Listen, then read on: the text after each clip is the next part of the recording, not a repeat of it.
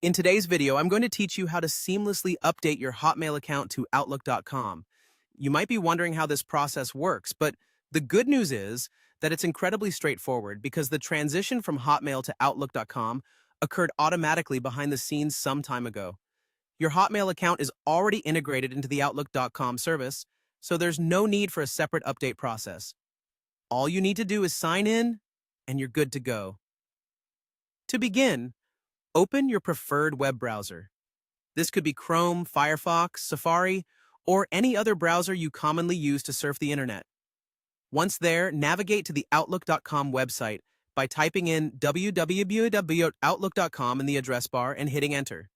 This will take you directly to the Outlook sign-in page. Next, it's time to sign in. You'll see a prompt requesting your email address and password. Enter your Hotmail email address as you normally would, for example, username@hotmail.com, and then type in your password. If you've forgotten your password or your password isn't working, there's usually a forgot password link to help you reset it. Once you've entered your credentials, click the sign in button. Now you're all set. You'll be redirected to the Outlook.com interface.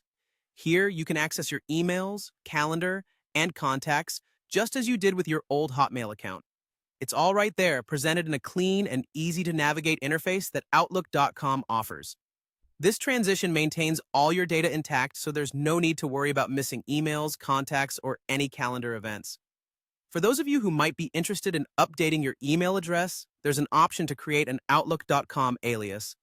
While this step is entirely optional, it can be useful if you want to adopt a new Outlook.com address while still retaining your Hotmail account. To do this, once signed in, go to your account settings. There, you'll find the option to add an alias or even rename your email address. Simply follow the instructions on screen. You'll be able to create a new Outlook.com email address or add an existing one as an alias. Ensure you complete any verification steps that pop up to finalize the process.